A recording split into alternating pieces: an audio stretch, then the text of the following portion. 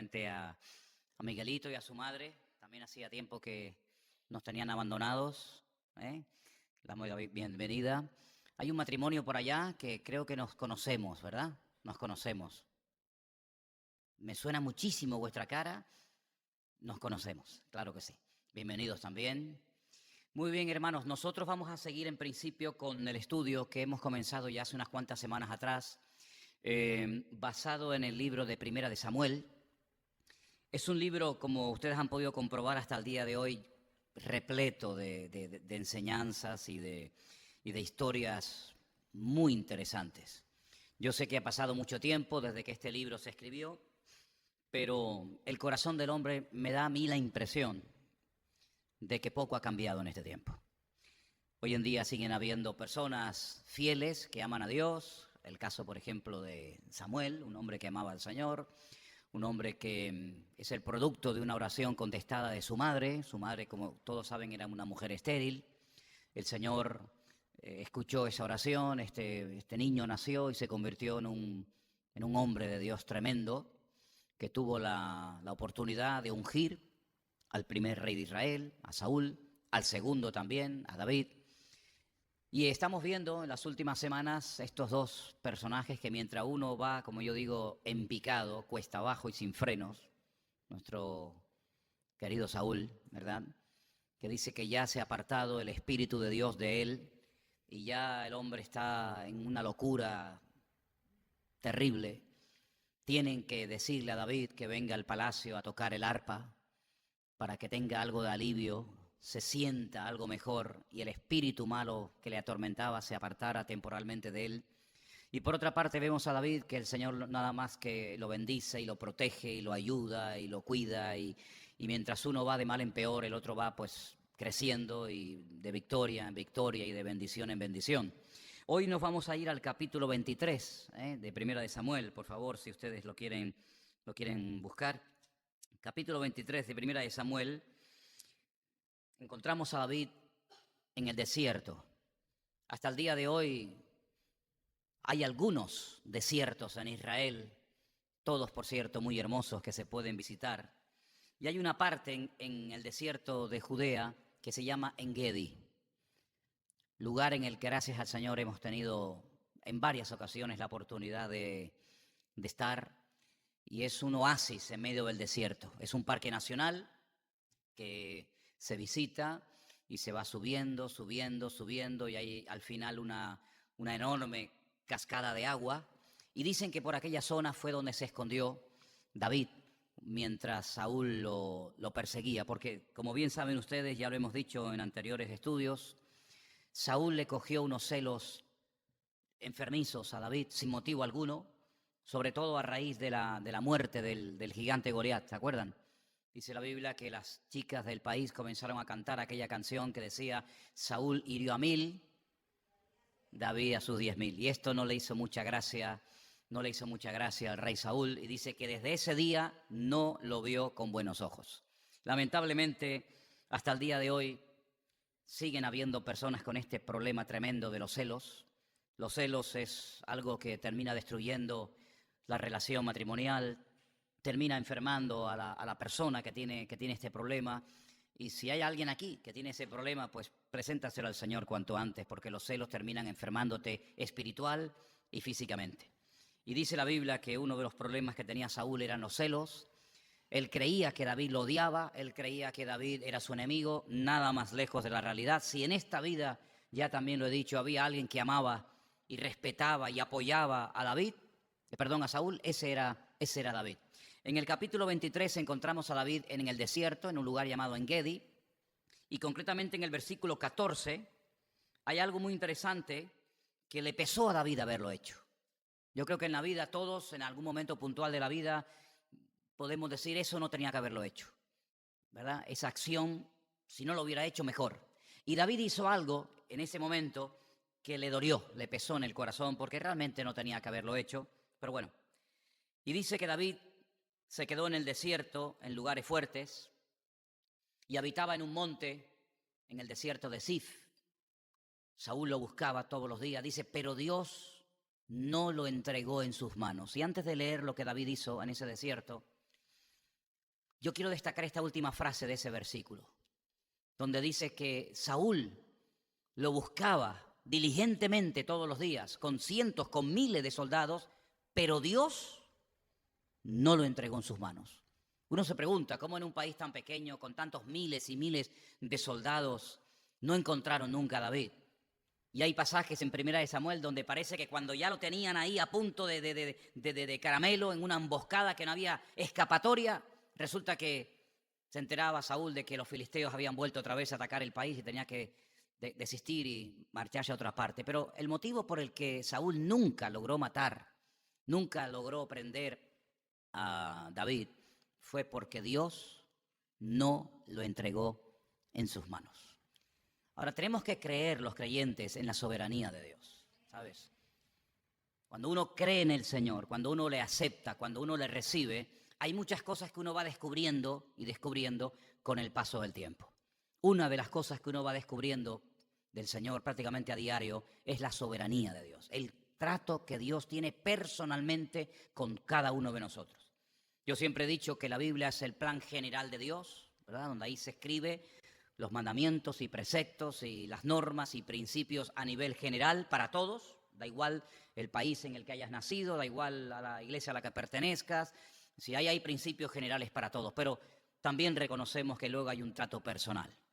Lo que Dios seguramente está haciendo en tu vida es diferente a lo que está haciendo en la vida del hermano, de la hermana que está delante o detrás, a tu derecha o a tu izquierda. Hay un trato personal porque Dios, creemos que es un Dios personal. Y cuando a Dios le dejamos trabajar en nuestra vida, pues Él sabe en qué área de mi vida yo necesito ser tratado, moldeado, ¿verdad? Y hay áreas en la vida mía en las que el Señor está obrando que a lo mejor no tiene por qué obrar en la vida tuya o viceversa, ¿no? Y vemos que el Señor protegió de una forma sobrenatural a David. Claro, él no se quedaba quieto diciendo, bueno, no me van a encontrar, me hago el invisible, ¿no? Me pongo una manta por encima y no me van a ver. Él también tenía que moverse, él tenía que huir, él tenía que ir de cueva en cueva y de desierto en desierto. Pero una cosa es el esfuerzo humano y otra cosa es la soberanía de Dios. Dice la Biblia que, mira, tú puedes cuidar mucho la ciudad, pero si Dios no cuida la ciudad, en vano vela la guardia. Tú puedes tratar de construir la casa más hermosa o el ministerio más lindo, pero si Dios no edifica lo que estás haciendo, de nada sirve. Por lo tanto, el esfuerzo humano es importante. De hecho, en la Biblia encontramos ese famoso texto que ya lo sabemos de memoria, lo hemos repetido infinidad de veces, cuando el Señor le dice a Josué, esfuérzate, ¿verdad? Esfuérzate y sé valiente. Medita, escudriña la palabra, no te desvíes ni a diestra ni a siniestra. Cuando le llegan las noticias a Pablo de que su hijo en la fe, Timoteo, el pastor que dejó en la iglesia de Éfeso, está pasando momentos difíciles de pruebas, de rechazo por parte de algún grupo de la congregación, él le escribe y le dice lógicamente muchas cosas, pero una de las cosas que le dice es esfuérzate, pelea, lucha, batalla, ¿verdad? Es cierto que hay una parte que Dios ha dejado de nuestra parte, hay que esforzarnos, hay que movernos, hay que pelear, como dice Pablo, la buena batalla, hay que correr la carrera y terminarla, pero luego hay una parte que queda en la mano de Dios. Si el Señor no respalda la obra, si el Señor no respalda el trabajo, en vano resulta todo el esfuerzo y toda la inversión y todo el tiempo y toda la energía que invierta, ¿no? Por más que le hables y por más que le digas, como Dios no haga la obra, hermano, olvídate. Y en este caso, claro que David era un hombre experto y sabía huir. Saúl, hay un momento en el libro de Primera de Samuel que dice, yo sé que él es muy astuto. Él lo dice, yo reconozco que este es muy escurridizo, es muy astuto, pero independientemente de que fuera astuto y conocedor del terreno, ahí está la clave. Dios no lo entregó en sus manos, porque Dios había dicho una palabra a David, ¿se acuerdan? Cuando era jovencito, él estaba en el monte, lo fueron a buscar, él viene, lo ungen delante de sus hermanos, delante de su familia. Entonces, si Dios ha dicho que él va a ser el siguiente rey de Israel, ¿cómo el Señor después lo va a entregar en la mano de Saúl para que lo mate Saúl? Es una incoherencia. Entonces, tú tienes que comenzar a entender a Dios. Vamos a ver, si Dios me ha dicho que yo voy a ser el rey, Saúl nunca me va a matar. Es imposible que Dios permita que Saúl me mate antes de ser rey. Por lo tanto, como dijo él, en paz me acostaré, asimismo dormiré, porque solo sé que en Dios está mi confianza, está mi seguridad, está mi paz, está mi reposo. ¿Se dan cuenta? Es como cuando el Señor le dijo a Pablo, Pablo, es necesario que testifiques de mí en Roma. Y lo montan en un barco. Y en medio de la travesía, el barco se hunde. Dice la Biblia que agarrándose a tablas o lo que fuera, llegó a la isla de Malta. ¿Se acuerdan el pasaje? Tratando de buscar un poco de ramas secas para encender un fuego y calentarse, porque dice que llovía muchísimo y seguramente estaban muertos de frío. Va y le prende una víbora y lo pica. No murió. ¿Cómo va a morir Pablo, hermano? ¿Cómo se va a morir ahogado? ¿Cómo va a morir Pablo mordido por una víbora? Es imposible. ¿Por qué? Porque el Señor le dijo, tienes que ir a Roma a predicar de mi palabra. Entonces, cuando uno está en la voluntad de Dios y Dios ha trazado la línea y Dios te ha revelado su plan, podrán venir problemas, podrán venir dificultades, podrán venir luchas, todo lo que tú quieras, pero el plan de Dios, si tú quieres que se cumpla en tu vida, sí o sí se va a cumplir. ¿Cuántos dicen amén? Entonces, cuando uno sabe el plan de Dios, pues uno tiene la tranquilidad de decir, todavía mi tiempo no ha llegado. Es como cuando el Señor, estoy poniendo ejemplos para que veáis cómo cuando Dios dice algo hay que recordar lo que ha dicho, para no caer en desesperación, para no caer en frustración, para no caer en temores absurdos y ridículos. Cuando el Señor le dice a Juan, yo quiero que él quede hasta que yo venga. Y dice que algunos entendieron mal y dijeron, bueno, ¿será que no va a morir nunca? Y el Señor, y el mismo Juan en su evangelio, en el último capítulo dice, no, yo no he dicho que él no va a morir, porque Juan murió. Yo lo que he dicho es que él se va a quedar hasta que yo venga. Y uno dice, ¿y qué quiere decir esto? Bueno, él era el que tenía que escribir el libro del Apocalipsis, el libro de la Revelación, el libro donde él ve venir al Señor montado en un caballo blanco, triunfante y glorioso. Por lo tanto, él no puede morir antes de que se cumpla la palabra de Dios en su vida. David no podía morir a los 20 años. ¿Por qué? Porque hasta los 30 no fue rey. Entonces, cuando uno sabe el plan de Dios, dice, bueno, vendrán contra mí, como decía David, aunque un ejército, y no fue uno ejército, fueron muchas veces, aunque un ejército acampe contra mí, no temerá mi corazón, porque el plan de Dios se va a cumplir, ¿se dan cuenta? Cuando uno no sabe cuál es el plan de Dios, uno está asustado, uno no sabe discernir, no sabe interpretar las circunstancias. Sin embargo, el que tiene confianza en el Señor es capaz de dormir en medio de una tormenta. ¿Cómo era capaz el Señor Jesucristo en una pequeña barca? No estamos hablando de un crucero de lujo, estamos hablando de un cascarón de nuez, de una nave tan pequeña, tan insignificante, donde van los discípulos muertos de miedo. Dice que entraba el agua y él iba dormido. ¿Cómo se puede dormir tranquilamente? Porque las Escrituras decían que él moriría crucificado, no ahogado. Por lo tanto, podrá entrar agua, pero yo no voy a morir hoy. ¿Por qué? Porque las Escrituras se tienen que cumplir. Y cuando uno tiene fe en el plan de Dios, en las Escrituras del Señor, uno sabe perfectamente que hay circunstancias que aunque ocurran, no hay que perder la calma, no hay que perder la paz, no hay que perder el equilibrio, porque el Señor tiene un plan y el plan de Dios sí o sí se va a cumplir. ¿Cuántos dicen amén? ¿Se da cuenta? Entonces, queridos hermanos, David está en el desierto, Saúl está buscándolo por todas partes, noche y día, años enteros buscando a David. Dios no se lo entregó bajo ningún concepto en sus manos. Ahora bien, en el capítulo 24, a partir del versículo, si quieren vamos a leer a partir del versículo 16, encontramos que Saúl aparentemente se arrepintió. Ahora yo quiero hablar un poquito del tema del arrepentimiento. En el capítulo 24, verso 16, dice, aconteció que cuando David acabó de decir estas palabras a Saúl, Saúl dijo, ¿no es esta la voz tuya, hijo mío, David? Y alzó Saúl su voz y lloró. Versículo 17. Dijo David, más justo eres tú que yo, que me has pagado con bien, habiéndote yo pagado con mal. Tú has mostrado hoy que has hecho conmigo bien, pues no me has dado muerte, habiéndome entregado el Señor en tu mano. Porque ¿quién hallará a su enemigo y lo dejará ir sano y salvo? El Señor te paga y con bien, por lo que en este día has hecho conmigo. Si ustedes leen detenidamente después al llegar a casa al capítulo 24 de Primera de Samuel, van a encontrar que dice la Biblia en un eufemismo, en un hebraísmo, una expresión que no dice nada, pero que ustedes ya saben lo que significa porque lo hemos explicado en otras ocasiones. Dice que Saúl entra a una cueva a cubrirse los pies. entró a hacer sus necesidades, ¿vale? Y allí estaba Saúl haciendo sus necesidades, casualmente, entre comillas. David está en la cueva con sus soldados cuando Saúl entra. Saúl no se da cuenta de que dentro de la cueva está David. David se da perfectamente cuenta y sabe quién entra. Tiarrón, un hombre alto, bien vestido, el rey de Israel, y allí lo ve. Y sus soldados le dicen, ahí te lo pone el Señor. Ahí lo tienes delante tuyo. Ahora es el momento de levantarte y cortarle la cabeza, porque el Señor te lo ha entregado. David sigilosamente se levanta, le corta el borde de las vestiduras y Saúl se marcha y no se da cuenta.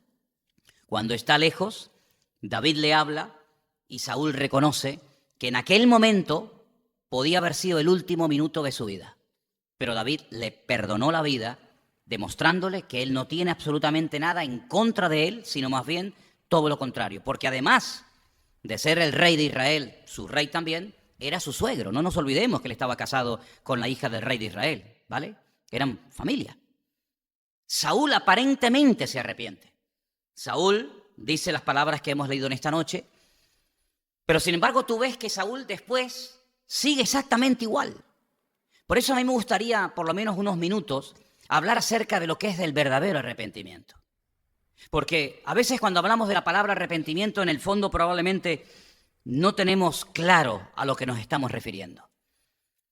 Hay personas que pueden venir al culto, que pueden venir a la iglesia, pero no significa de que verdaderamente se hayan arrepentido de sus pecados y hayan nacido de nuevo. Hay gente que incluso comienza a leer la Biblia y cambia tal vez de amistades o de ambiente.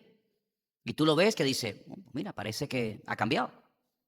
Sin embargo, vamos a leer algunos versículos en esta noche que nos hablan claramente acerca de lo que es un verdadero arrepentimiento. En el libro de Jonás, si les cuesta encontrarlo, presten atención a este pasaje de Jonás que dice, ¿quién sabe si se volverá y se arrepentirá Dios y se apartará del ardor de su ira y no pereceremos? Y vio Dios lo que hicieron, que se convirtieron de su mal camino y se arrepintió del mal que había dicho que les haría y no lo hizo. Ahora, la palabra arrepentimiento en hebreo es la palabra nahán y significa cambio de sentido, cambio de dirección. También se podría haber traducido como cambiar de parecer, desistir, renunciar. Claro, cuando en la Biblia encontramos expresiones como esta, que Dios se arrepintió, por favor, nada más lejos de la realidad, no comparen el arrepentimiento humano con este término que se utiliza cuando se habla acerca del Señor, porque no es la primera vez que aparece. También dice que en el libro de Génesis dice que Dios se arrepintió de haber creado al hombre, ¿no? Le dolió en su corazón. ¿Vale? No es que sea un arrepentimiento, dice, bueno, hice un pecado, me tengo que arrepentir. Dios no se tiene que arrepentir de nada, y mucho menos de haber cometido un pecado. Pero vemos en la ciudad de Nínive a un predicador que recorre la ciudad de punta a punta y les advierte que si no cambian, que si no se arrepienten, la ciudad va a ser destruida completamente. Jonás sabemos que no quería ir, porque él sabía perfectamente que en el momento en el que el hombre, el pecador o quien sea, se exponga a la predicación de la palabra, puede haber la posibilidad de que esa persona sea impactada y cambie. No es 100% de seguridad, pero cuando a una persona se le predica la palabra de Dios, puede endurecerse, puede pasar olímpicamente de la palabra o puede decir, bueno, pues quiero cambiar y quiero arrepentirme. La ciudad de Nínive entera, eso no ha pasado nunca en la historia de la humanidad, nunca. Solamente una vez, y está registrado en el libro de Jonás, toda la ciudad del más grande, desde el rey hasta el más pequeño, se pusieron en ayuno, se arrepintieron. Y el Señor dijo, bueno, pues ahora no puedo destruir la ciudad. ¿Por qué? Porque el arrepentimiento hace que Dios tenga misericordia y perdone a toda la ciudad entera. Claro, tiempo más tarde Nínive fue totalmente arrasada y destruida, pero en aquel momento, cuando hay un arrepentimiento sincero y genuino, Dios desiste y Dios dice, bueno, esto era un mensaje de advertencia. Esto es lo que podía ocurrir si no hay arrepentimiento. Como ha habido arrepentimiento, lo que va a ocurrir es clemencia, misericordia, piedad, y durante un tiempo se le perdonó la vida a los habitantes de Nínive. Por lo tanto, vemos que no era simplemente decir, uy, se asustaron, madre mía, lo que nos puede pasar si no nos arrepentimos. No. Cambiaron radicalmente su conducta, se humillaron. Dice que se acostaron en polvo, en ceniza, en silicio. Dice que hasta los animales ayunaron en aquel tiempo. Hubo un cambio genuino. Porque una de las cosas que dice, por ejemplo, en los evangelios, en Mateo capítulo 3, del 1 al 8, cuando la gente venía al río Jordán para ser bautizada por Juan, y él veía que se había convertido como una especie de moda el que la gente se bautizara, pues fíjense lo que Juan le decía a aquellas multitudes. En aquellos días, vamos a empezar por el versículo 9, Mateo 3, versículo 9. No penséis dentro de vosotros mismos, Abraham tenemos por padre, porque yo os digo que Dios puede levantar hijos de Abraham aún de estas piedras. Y ya también el hacha está puesta a la raíz de los árboles, por tanto todo árbol que no da buen fruto es cortado y echado fuera en el fuego. Perdón, del 1 al 8, perdón, discúlpame. Estamos en Mateo 3, del 1 al 8. Ahí está, perdón. En aquellos días vino Juan el Bautista predicando en el desierto de Judea. Y dijo, él utiliza la misma palabra que utilizó Cristo cuando comenzó su ministerio. Arrepentíos, porque el reino de los cielos se ha acercado. No se ha establecido, pero se ha acercado, ¿vale? Pues este es aquel de quien habló el profeta Isaías cuando dijo, voz del que clama en el desierto, preparad el camino del Señor, enderezad sus sendas. Juan estaba vestido de pelo de camello, tenía un cinto de cuero alrededor de sus lomos, y su comida era langostas y miel silvestre. Salía a él Jerusalén, toda Judea, toda la provincia de alrededor del Jordán. ¿Sí? Esto fue un despertamiento espiritual sin precedentes, ciudades enteras. Y eran bautizados por él en el Jordán, confesando sus pecados. Al ver él que muchos de los fariseos, interesante, y de los saduceos, venían a su bautismo, les decía, bienvenidos, me alegro muchísimo de que hayáis venido a ser bautizados. Generación de víboras, a los saduceos y fariseos de la época. ¿Quién os enseñó a huir de la ira venidera? Y ahora viene la palabra que yo quería destacar. Haced frutos dignos de arrepentimiento. ¿Qué significa hacer frutos dignos de arrepentimiento? Hablando claro. Demuéstrame, no con tus palabras, con tus hechos, con tus acciones, que verdaderamente estás arrepentido. Él dio algunos ejemplos, ¿no? Dio algunas sugerencias. Pero eso es lo que él está diciendo. A ver, ¿dónde está el fruto de vuestro arrepentimiento? Porque Primera de Juan, capítulo 3, versos 8 y 9, dice que cuando uno está en Cristo no puede seguir practicando el pecado. Pecar, claro, pecar. Pero practicar el pecado con toda intención, no, en absoluto. El que practica el pecado, ¿de quién es? Del diablo. Porque el diablo peca desde el principio. Para esto apareció el Hijo de Dios, para deshacer las obras del diablo. Todo aquel que es nacido de Dios, es decir, el que ha tenido un encuentro, una experiencia personal con Cristo, dice, no practica el pecado, no lo practica. Porque la simiente, la vida de Dios que permanece en él, dice, no puede pecar porque es nacido de Dios. Entonces, si ustedes se dan cuenta, cuando una persona acepta al Señor, esa persona comienza a cambiar en todo, su forma de hablar, su forma, incluso en algunos casos, hasta de vestirse. Fíjate lo que te digo, depende del trasfondo que venga. Cambia totalmente. ¿Eso significa de que nunca pecaremos? No, eso no significa ese texto. Lo que dice ese texto es que ya no practicamos con frecuencia y sobre todo el mismo pecado que antes nos tenía atrapados. Dice, es que no puede ser, porque si alguien continúa después de haberse encontrado, después de haber nacido de nuevo, supuestamente, sigue practicando el pecado, esta persona no ha nacido de nuevo. Por sus frutos los conoceréis, dice la Biblia. Entonces Juan lo que está diciendo es que si ustedes se quieren venir a bautizar, porque el bautismo de Juan era un bautismo para demostrar genuino arrepentimiento, bueno, yo no sé si están arrepentidos. Por lo tanto, me lo tienen que demostrar. Yo estoy aquí esperándoles en el momento que ustedes quieran venir, pero antes de que yo les bautice, haced frutos dignos de arrepentimiento. Y esto no se consigue en un día o en 2 días. A veces tienen que decir, bueno, a ver si es verdad que ha cambiado. Porque yo no soy Dios. El Señor mira el corazón y no tiene ninguna necesidad de que le demostremos a Él nada, porque Él sabe perfectamente lo que hay y lo que no hay dentro de nosotros. Amén, hermanos. Pero Juan tiene que decir, yo quiero ver si verdaderamente ustedes lo hacen de corazón, porque verdaderamente se han arrepentido, porque verdaderamente van en serio, o porque simplemente lo hace fulano y mengano y yo también lo quiero hacer. Hacer frutos dignos de arrepentimiento. ¿Qué es un fruto digno de arrepentimiento? Cambiar de vida. No practicar más el pecado. Punto. Fíjense qué importante es esto del arrepentimiento, que en el libro de los Hechos, el primer sermón que Pedro lanza en el día de Pentecostés, capítulo 2, del versículo 36 en adelante. Fíjense qué interesante. Son palabras del apóstol Pedro. Dice, sepa pues ciertísimamente toda la casa de Israel que a este Jesús, a quien vosotros crucificasteis, Dios le ha hecho Señor y Cristo. Es decir, al que ustedes desecharon, Dios lo ha levantado por encima de cualquier autoridad y por encima de cualquier potestad. Por lo tanto, fíjate la diferencia entre el trato que ustedes le han dado al Mesías al trato que el Padre le ha dado a su Hijo. Al oír esto, dijeron, madre mía, se compungieron de corazón. Dijeron, hemos metido la pata. Si Dios a su Hijo lo ha exaltado hasta lo sumo y nosotros a su Hijo lo hemos matado, dice que se quedaron destrozados, se les revolvieron las entrañas.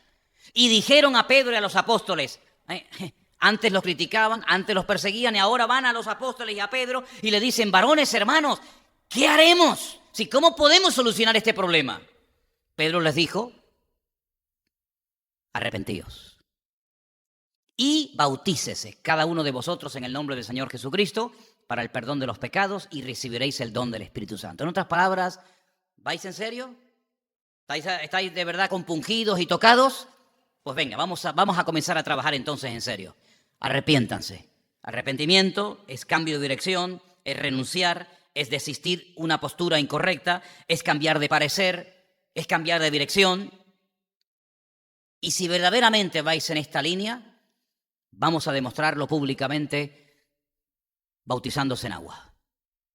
Así que te das cuenta de que en la iglesia primitiva eso que llamamos la oración de fe no existe. Eso que se ha divulgado tanto en la iglesia evangélica, ¿no? ¿Cuántos quieren aceptar al Señor? Repita conmigo, Señor Jesús, te acepto mi salud. Amén. Venga, el siguiente. ¿Quiere aceptarse? Sí. No, espera. Y no confiesa los pecados. Porque cuando éramos católicos teníamos que confesarle uno a uno, con pelos y señales. Eso se ha eliminado de un plumazo en la iglesia evangélica. La confesión de pecado, ¿para qué? Yo acepto al Señor, pero vamos a ver, antes de que entre en un vaso sucio, habrá que sacar la basura afuera, ¿no? O usted le echa agua limpia a un vaso que está todo lleno de mugre y de porquería. Tendrá que limpiarlo y luego tendrá que usarlo, ¿verdad? Pues nosotros invitamos al Santo, al Dios Todopoderoso, a un corazón sucio que dice que está arrepentido, pues confiese sus pecados, dice la Biblia. Confesad vuestros pecados, dice las palabras. Más adelante, en otro mensaje que dan los apóstoles, en el capítulo 3, Hechos capítulo 3, verso 19, añade una palabra más. Arrepentíos y convertíos para que sean borrados vuestros pecados y para que vengan de la presencia del Señor tiempos de refrigerio. Ahora, no le está hablando a ateos, Le está hablando a gente que se ha criado con la palabra de Dios desde niños. Personas que conocían la Escritura de memoria, que aprendían a leer con la palabra de Dios en la mano. Y les dice, arrepiéntanse. Pero no, es que una cosa es que usted sepa la palabra. ¿Cuánta gente ha nacido en hogares evangélicos? De padres cristianos, que a lo mejor son hasta hijos de pastores y no son convertidos. ¿Es que acaso por haber nacido en un hogar cristiano o haberme criado en una iglesia evangélica desde niño a la escuela dominical, quiere decir de que ya el niño o la niña son convertidos? Oiga, eso es una decisión personal, no es que transmitimos, no es por genética. sino es una decisión personal de que yo decido confesar mis pecados al Señor porque reconozco que soy un pecador y porque quiero seguirle y quiero obedecerle todos los días de mi vida. Si eso no ha habido en tu vida, pues a lo mejor usted está viniendo a la iglesia, pero que seas convertido son dos cosas muy diferentes, ¿eh? Entonces, queridos hermanos, vemos en la palabra de Dios que Saúl no tuvo ese arrepentimiento porque al día siguiente o a los pocos días volvió otra vez a perseguir a David. Entonces, si te has arrepentido, tú no puedes seguir persiguiendo a David. Tienes que pedirle perdón y tienes que admitirlo en el palacio. Y lo que te tienes que dedicar es a matar filisteos, no a querer matar a tu yerno, que es tu hermano, y te ama y te respeta y te apoya. Pues no, él siguió y siguió y siguió y siguió, porque no hubo un genuino arrepentimiento nunca, nunca en la vida de Saúl. Y eso es algo que se nota. Cuando una persona está arrepentida, dolida, llega a aborrecer el pecado que antes hacía. Porque yo sé que hay un versículo que muchos cristianos conocen de memoria, que está en Proverbios, que dice que el principio de la sabiduría, ese lo sabe todo el mundo, ese lo sabe todo el mundo, es el temor a Dios, ¿sí? Pero es que hay otro que empieza igual, pero no todo el mundo lo sabe, que dice que el principio de la sabiduría es aborrecer el pecado. Ese también está en la Biblia. El principio de la sabiduría es aborrecer el pecado, no solo dejarlo, sino llegar a un punto de aborrecer lo que Dios aborrece. Y mientras usted no aborrezca lo que Dios aborrece, tú no has nacido de nuevo. Porque cuando una persona tiene a Dios dentro, no puede desear cosas que el Dios que lleva dentro no desea. Hace muchos años leí un libro, La mente renovada se llamaba, un libro muy interesante que hablaba de los sentimientos, de las emociones, de la mente, del vocabulario, cómo uno puede llegar a sentir lo que Dios sentía, y cómo uno puede llegar a hablar como el Señor hablaba, y cómo uno puede llegar a vivir como el Señor vivía. Es que esa es la meta del creyente. La conversión, yo le decía esta mañana a Marcos, que me reunía con él, digo, mira, la conversión digamos que es instantánea, el convertirse, ¿no? El entregar tu vida a Cristo. Muy bien, hoy estarás conmigo en el paraíso, ¿sí? Pero no hubo ningún trato en esa vida. ¿Por qué? Pues es que tampoco tuvo tiempo para quedarse. Pero tú y yo que hemos estado años después de haber conocido al Señor, ¿qué es lo que está haciendo el Señor en nosotros? Moldearnos, tratarnos, pulirnos. Y eso no lleva una semana ni 15 días. Eso es un trabajo de toda la vida. Y lamentablemente Saúl nunca se dejó tratar por el Señor. Por eso Dios dijo, no lo aguanto. Lo desecho, no me sirve. Y le dice a Samuel, no ores más por él, por favor. No ores más por él. ¿Hasta cuándo vas a estar llorando por Saúl? Si en vez de dedicarle tanto tiempo a Saúl, lo que tienes que hacer es dedicarle más tiempo a David, que este es el que yo quiero usar, a este no me sirve. Así, en esos términos le hablaba el Señor al profeta Samuel. Yo lo he desechado. Quitó su espíritu de él. Retiró su gloria de él. Y claro, automáticamente el diablo cuando ve un alma vacía, pues ahí se le mete. ¿Qué es lo que pasa? En muchas filosofías del mundo dicen, no, tú deja la mente en blanco, ni se te ocurra. ¿Cómo la dejes en blanco? Como la dejes en blanco, se te va a quedar negra. No, tú ábrete, abre. ¿A quién me abro? No, a lo que hay por ahí. No te abras, ciérrate. ¿Cómo te va a abrir? ¿Estás loco? ¿Verdad? Y vamos a ver en las próximas semanas cómo Saúl terminó yendo a consultar a una divina. El gran ungido del Señor, el gran ungido de Dios, como ya Dios no le respondía. Oye, es interesante, ¿por qué a veces Dios no le responde a la gente? Estoy preparando unos mensajes que voy a dar ahora en un retiro que me han invitado sobre la fe. Y hay una palabra muy interesante en el texto del Nuevo Testamento, son los megapistos y los megapistos son los que tienen mucha fe. Y después están los que tienen poca fe. Y una de las características de esas personas megapistos, que hay unos cuantos en la Biblia, no hay muchos, pero hay unos cuantos, una de las cosas que ocurre en ese tipo de personas es que reciben lo que piden y lo reciben inmediatamente. No es una cosa que viene con el paso del tiempo, sino, dice, en esa misma hora. ¿Qué me pediste? No, que sanaras al siervo. Y se fue y dice, ¿cuándo fue sanado? Dice, en esa misma hora en la que yo estaba con él. La misma hora, ¿no? Y vemos en la palabra de Dios que cuando Dios trata con nosotros, una de las cosas que está tratando de forjar en nosotros es poner un temor hacia todo aquello que él aborrece. Como Saúl ya no tenía al Señor, pues dice que él va y consulta con la divina de Endor, porque ya Dios no le respondía. Es interesante, ¿no? Es interesante esto. Lo vamos a ver más adelante, ¿no? Pero para seguir un poquito más adelante, el aparente arrepentimiento de Saúl no fue sincero. David le perdonó la vida ahí, y más adelante vamos a ver en otro pasaje que también le perdonó la vida. Pero Saúl tenía un hijo muy bueno. Eso de que de tal palo tal astilla no siempre es así. No siempre es así. Ese versículo que dice tal la madre, tal la hija, bueno, hay a veces ciertas excepciones. Porque los hijos de David no tenían el corazón por el Señor que tenía su padre, ¿verdad? Pero este muchacho es una persona diferente. Esta es la persona que a mí me produce más tristeza de toda la Biblia. Porque, permítame la expresión, fue un pobre desgraciado. De verdad. En 1 Samuel 27, versículo 17, el hijo del rey le dice unas palabras a David muy bonitas y al mismo tiempo muy curiosas, ¿no? 1 Samuel 27, 17, dice... perdón, no está. Bueno, copié mal el texto. Es cuando Jonatán se encuentra en el desierto con David y le dice, yo sé que cuando mi padre muera, yo seré el segundo. Es el encuentro de Jonatán, a ver si alguien me lo encuentra. El encuentro de Jonatán con David en el desierto. Dice, yo sé que yo seré el segundo en tu reino. Nunca fue segundo, ni tercero, ni nada.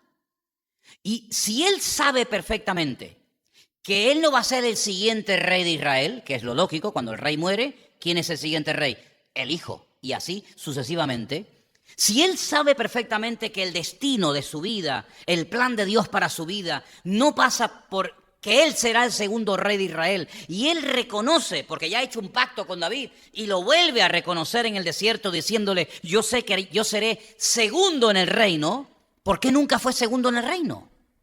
Porque David no le dijo, no, de eso nada, ese cargo de segundo en el reino, eso está reservado para la persona que yo considere oportuna. No le lleva la contraria, sino que como que admite, ¿no? El silencio otorga. Pero entonces, ¿por qué Jonatán nunca llegó a ser el segundo en el reino? Porque dice en la Biblia, y esto lo veremos en las próximas semanas, que cuando Saúl fue una vez a la guerra, está ahí. Mira, ese es, 23, 17. Ay, perdón, yo puse 27 y 17. 23 y 17. Después lo corrijo. Gracias, muy amable. Le dijo, son palabras de Jonatán a David, no temas, pues no te hallará la mano de Saúl mi padre, tú reinarás sobre Israel, yo seré segundo, ahí lo veis, después de ti, y aún Saúl mi padre, así lo sabe. Cuando su padre fue a la guerra, Jonatán se fue con él. Y el día que Saúl murió, también murió Jonatán y sus hermanos.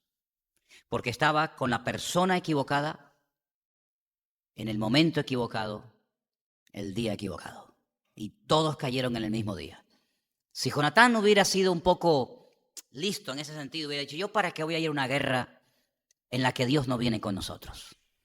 Yo siempre he dicho que meterte en algo que Dios te dice, métete, adelante. Pero meterte en algo que el Señor te ha dicho o no te ha dicho que te metas, amigo, corre serio peligro. Si el Señor no está con mi padre, si el rey de Israel va a ser mi amigo David, yo ya no tengo que ir a ninguna guerra con mi padre. Yo ya no tengo que apoyar lo que no tengo que apoyar. Si Dios no lo apoya a él, ¿por qué lo tengo que apoyar yo? ¿Es que yo voy a ser más bueno que el Señor? ¿A qué batalla vamos a ir? Si Dios no viene con nosotros, si Dios no viene a la guerra con nosotros, porque ya mi padre está totalmente desechado por la mano de Dios, ¿para qué voy yo a ir con él? ¿Apoyar qué? Cavó su propia tumba. Cayó su padre y él también cayó. Y cuando le llega la noticia a David, bueno, David entra en un estado de terrible, gritando por todo el palacio, Jonatán, Jonatán, amigo mío. No daba crédito a que su amigo Jonatán había muerto ese día porque se fue con una persona equivocada en el momento y en el día equivocado. Y por eso es muy importante que estemos siempre bien cerca del Señor y en el terreno que el Señor nos ha acotado y en el lugar donde Dios nos ha metido. Porque cuando nosotros estamos cerca del Señor, el Señor nos protege, el Señor nos cuida, el Señor nos ayuda, el Señor nos bendice. Hay una protección, hay una cobertura que la perdemos cuando no estamos en el lugar equivocado. Miren, por ejemplo, Pedro, durante 3 años. Oye, Pedro fue un gran discípulo del Señor, ¿sí? Con sus fallos, con sus defectos, con sus historias, pero una persona que tú lo ves, oye, camina sobre las aguas. Oye, también hay que decirlo, hermano. Y es un hombre que dice, tú eres para mí el Mesías, el Hijo del Dios viviente. Es una persona que tú ves que va creciendo, que va madurando, que poquito a poco, ¿verdad? Va creciendo en las cosas del Señor. 3 años fantásticos. Una noche, solamente una noche, unas horas, que se aparta del Señor, lo sigue de lejos, se calienta en fuego ajeno, se mete con los romanos y el Señor está allí y él está aquí, se acabó todo. Y tiró por tierra 3 años preciosos de su vida. ¿Por qué? Porque estaba en el lugar equivocado, en el momento equivocado, con la gente equivocada. Seguía al Señor, pero de lejos. ¿Se cruzaron las miradas? Sí, porque la Biblia dice que el Señor lo miró. Y cuando vio Pedro la mirada del Señor, dice que se quebrantó y amargamente salió a llorar. Se podían mirar, pero una cosa es que nos miremos de lejos y otra cosa es que haya esa cercanía, ¿no? Esa proximidad, esa íntima comunión, que es lo que tenía David, que fue una de las cosas que destaqué el domingo. David era un hombre con muchos defectos, con muchas debilidades, pero era un hombre que tenía una tremenda relación profunda e íntima con el Señor. Y eso es lo que marca la diferencia. Eso es lo que marca la diferencia. Por eso Dios lo protegía, por eso se va a una cueva y no llama a nadie, la gente va detrás de él. Por eso dice que cada día le venía la ayuda necesaria, imprescindible que David necesitaba. Es que tú ves a David que hay como algo, hay algo. Claro, nosotros ese algo sabemos lo que es. Ese algo es la presencia del Señor, ¿sí o no? En David había algo, es que era una persona que se notaba que Dios estaba con él, ¿verdad? Y cogía un arpa y hacía que los demonios salieran corriendo. Pero claro, es que el otro, Saúl, era todo lo contrario. Era todo lo contrario, iba por el camino totalmente equivocado y podía haber corregido, claro que sí, hermanos. Podía haber pedido perdón, podía haber rectificado, podía haber dicho, bueno, mira, yo reconozco que lo he hecho mal, pido perdón, Señor, lo siento. ¿Lo hubiera perdonado el Señor, sí o no? Por supuesto, pero mira, ¿tú te crees que Saúl fue el peor rey de Israel? El peor, de todos los que hubo. ¿Sabes que el reino llegó a dividirse? Cuando muere Salomón, el hijo de David, el reino, el país se parte en 2. El norte, Israel, contra el sur, Judá. Una guerra civil que duró años. Y tú comienzas a ver la lista de todos los reyes del norte, todos los reyes del sur. Oye, y Saúl no fue el peor. Hubieron otros 1000 veces peor. Por ejemplo, el peor de todos. Porque siempre está el mejor y el peor. Después están los mediocres, ¿no? Los que pasan desapercibidos. Pero el peor de todos... ¿Quién fue? Acab, que se casó con una reina fenicia, que era un demonio, llamada Jezabel. No se te ocurra nunca ponerle a una hija a Jezabel, porque vamos, la pobrecita, que dice que lo incitaba al mal, que yo era un bicho, pero terrible, terrible. Y este hombre pues era un pelele en manos de ella, y ella era la que, constrúyeme un templo aquí, constrúyeme un templo por allá, y financiame los 400 sacerdotes que dejé aquí, y porque claro, se hablan de los 400 profetas de Baal, sí, y los de Acera, que eran 450 más, y todo el reino era, venga templos, y venga idolatría, y venga brujería, y venga hechicería, y venga, un desastre de rey, un desastre, pero dice que era malo, pero malo, porque dice que su mujer lo incitaba para el mal. Y llega un día el profeta y le dice, prepárate, porque vas a morir. Da media vuelta al profeta, sale, y cuando Acab, que era un demonio, hermano, era malo, pero malo, cuando oye aquella palabra, dice que se vuelve a la pared, se quebranta, como que se humilla, se arrepiente, y antes de que saliera el profeta Isaías por la puerta, el profeta Elías por la puerta le dice, entra y dile que por cuanto se ha arrepentido, el mal vendrá, pero más adelante, no vendrá en su época. Y era el peor, era el más malo de todos. Y simplemente un gesto, oye, un gesto de arrepentimiento, un gesto de decir, ay, no va a venir el mal en tu época, sino más adelante. ¿Cuánto más con Saúl? ¿Cuánto más con Saúl? Podía haber perdido perdón, claro, como Judas también. Judas podía haber, en vez de ir a los sacerdotes y tirarle las monedas y decir, ha entregado sangre inocente, pues mira, pues todavía está caliente la sangre del Señor, todavía está colgado. Déjate de tanto pedir perdón a los hombres, déjate de quedar bien delante de los religiosos y vete corriendo al Calvario que te está esperando allí el Señor. ¿Fue? No fue, no fue. Entonces, hermanos, vemos que en la Biblia el arrepentimiento es lo que marca la diferencia, pero tenemos el concepto de que el arrepentimiento es para los inconversos, que se arrepientan. ¿Y los cristianos? ¿No tenemos nada de que arrepentirnos los que nos llamamos cristianos? Hombre, pero cada día tenemos que arrepentirnos de algo, de pensamientos, de deseos, de pérdida de tiempo, de montones de cosas. ¿Cuántas veces nuestra vida es una vida egocéntrica, una vida que, bueno, yo voy a hacer esto y voy a hacer aquello, y no le digas nada a la niña, no le digas, ni se te ocurra decirle nada que no entre en sus planes, pues es que no te hace ni caso, porque ya tiene su agenda, y voy a hacer esto, y voy a hacer esto, y ahora compro aquí, ahora pido aquí, y me voy a ir para allá. Mira, te informo que no sé, pues haz lo que te dé la gana. ¿Y cuántas veces nuestra relación con Dios consiste en eso? ¿Verdad? Yo tengo mi agenda, yo tengo mis planes, yo tengo mis proyectos, yo compro, yo vendo, ahora salgo con este, ahora no me gusta este, ahora salgo con el otro, y ahora este trabajo ya no me interesa, ahora aquí, ahora allá, y Señor, me tienes que ayudar, me tienes que ayudar, porque estoy viniendo a la iglesia, estoy leyendo los capítulos diarios que las hermanas están leyendo. Sí, una cosa increíble, ¿verdad? Una cosa increíble. Cuando vemos en David todo lo contrario, David no tenía una agenda personal. Saúl se levantaba y decía, a ver, vamos a atacar a David por aquí, ustedes vayan por allá. David cuando se levantaba, ¿qué agenda tenía? Ninguna. No tenía ninguna agenda, sino dejaba que el Señor lo guiara. ¿Y ahora a dónde voy, padre? Ahora a cuidar las ovejas. Venga, vaya, vamos. Coge un par de panes y unos quesos y se los llevas a tus hermanos al campo de batalla. Sí, padre, para allá voy. Llegas allí, ves el gigante. ¿Quién va a matar al gigante? ¿Hay algún voluntario? No, yo voy, no te preocupes. Una persona que se dejaba guiar el día a día por el Señor. ¿Cómo Dios no va a bendecir a semejante persona? Si es que su agenda era el Señor. Una persona que dependía 100% de la mano del Señor. Claro, David era un hombre. Hay momentos, y lo vamos a ver en estos días, que David dice, bueno, ya algún día, fíjate, cuando uno está desanimado, las tonterías que dice. Ustedes porque nunca han estado desanimados, ¿no? Este ha sido mi talón de Aquiles toda la vida. Yo he tenido tendencia al desánimo toda mi vida. Toda mi vida he luchado con este gigante.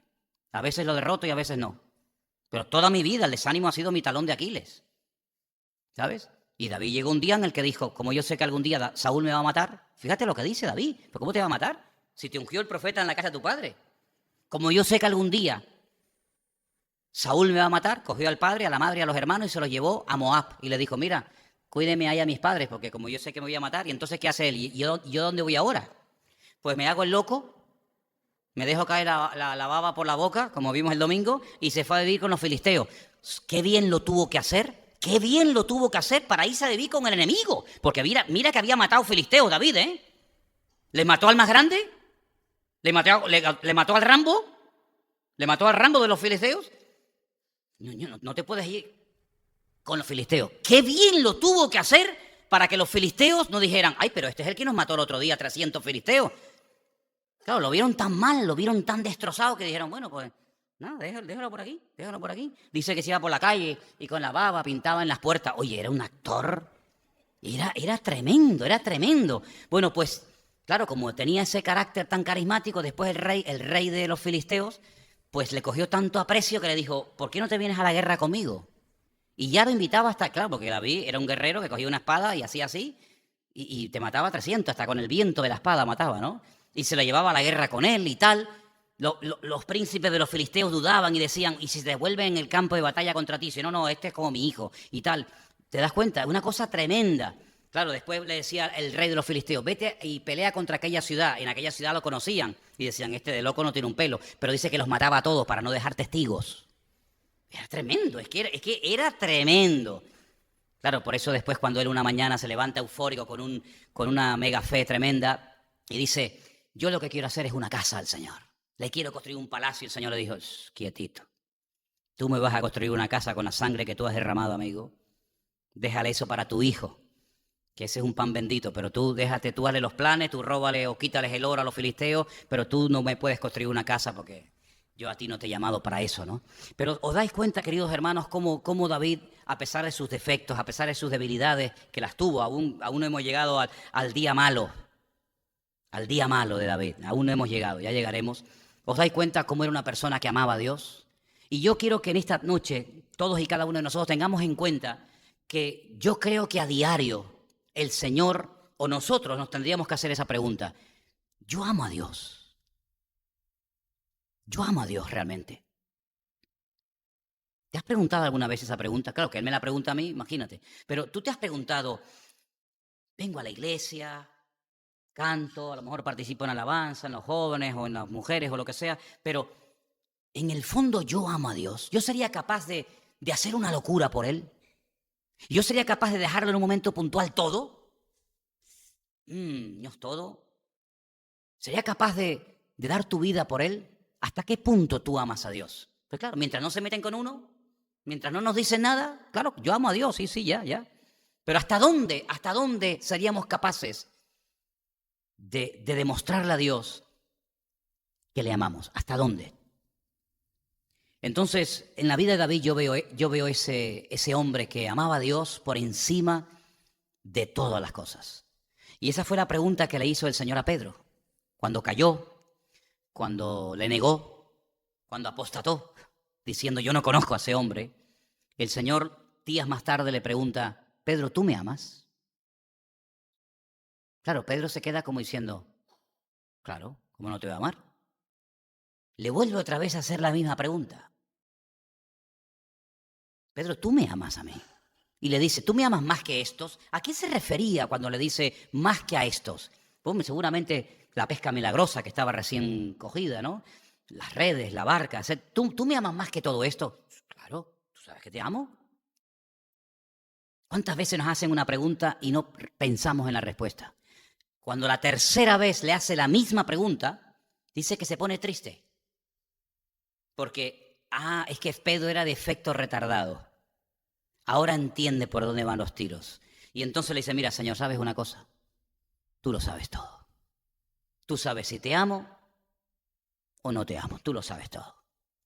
Entonces, cuando el Señor oye 3 veces la respuesta de Pedro, ¿tú me amas? Le dice, muy bien. Escucha una cosa. Ahora que se está hablando tanto de la jubilación y de las pensiones, que si el día de mañana ya no existirán, que si tal. Bueno, mira, te voy a dar un plan de jubilación, Pedro, que vas a alucinar. Dime, Señor. Claro, me tiene que decir algo espectacular, porque le acabo de decir que lo amo, la recompensa, escucha Juan, abre los oídos, atento. Él pensaba que le iba a decir, bienaventurado eres, Pedro, qué bueno que me ama, ¿no? Como aquella vez le dijo, dice, mira, ¿tú te acuerdas cuando tú eras más joven? Sí. ¿Que tú hacías lo que te daba la gana?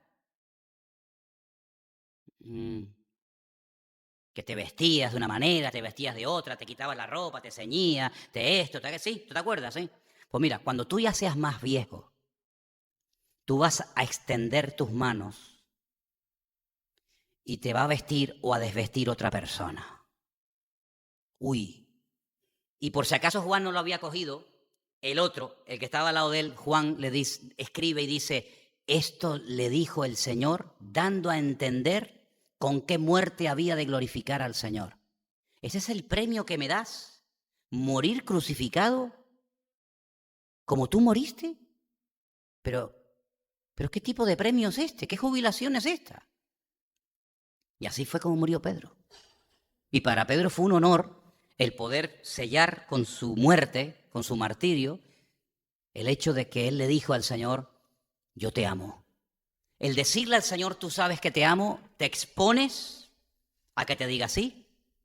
Pues ahora te voy a poner en una prueba para ver eso que has dicho, a ver si verdaderamente fueron palabras o verdaderamente son hechos. Amamos al Señor, David amaba al Señor y por eso vivió como vivió. Y yo quiero que en esta noche cerremos nuestros ojos y oremos al Señor. Y todavía no hemos llegado, como dije, al día malo de David. Todavía no hemos llegado a ese momento triste en la vida de David que le pesó toda la vida, pero de la cual aprendería lecciones importantísimas y de la cual también se levantaría y glorificaría al Señor, ¿verdad? Porque se arrepintió. Y como hemos visto esta noche, cuando hay arrepentimiento y cambio genuino, hay restauración. Saúl nunca fue restaurado porque nunca se arrepintió. David fue restaurado porque hubo un genuino arrepentimiento. Y eso es lo que nos tenemos que preguntar en esta noche. Si amamos verdaderamente al Señor, tenemos que terminar aborreciendo lo que Dios aborrece, rechazando lo que Dios rechaza, sintiendo como Dios siente, pensando y hablando y viviendo como Él vivió. Y por eso en esta noche, Señor, nos acercamos a ti después de haber escuchado tu bendita y preciosa palabra. Y te pedimos, no quites de nosotros tu Santo Espíritu, Señor, sino que tu Espíritu noble me sustente. Ayúdanos a vivir constantemente humillados, arrepentidos, cada día cerca de ti, de tu corazón. Y te doy gracias porque yo veo en tu palabra que tú eres galardonador y honras y premias a aquellos hombres y mujeres que se esfuerzan y trabajan para ti, Señor. Ayúdanos y renueva nuestras fuerzas cada día para que nunca decaiga nuestra fuerza, nuestro ánimo, y podamos seguir adelante predicando tu palabra y sirviéndote y honrándote y esforzándonos en tu reino, Señor. Sigue edificando, sigue obrando, sigue tratando con nuestras vidas y que podamos siempre, en todo momento y lugar, glorificarte, Señor, en lo que hacemos, en lo que decimos, en todas las áreas de nuestra vida. Sigue tratando con nosotros, Señor, y gracias por tu amor, tu misericordia, tu paciencia infinita, que en esta tarde valoramos y te damos gloria y honra por ella, Señor. En el nombre de tu amado Hijo Jesús.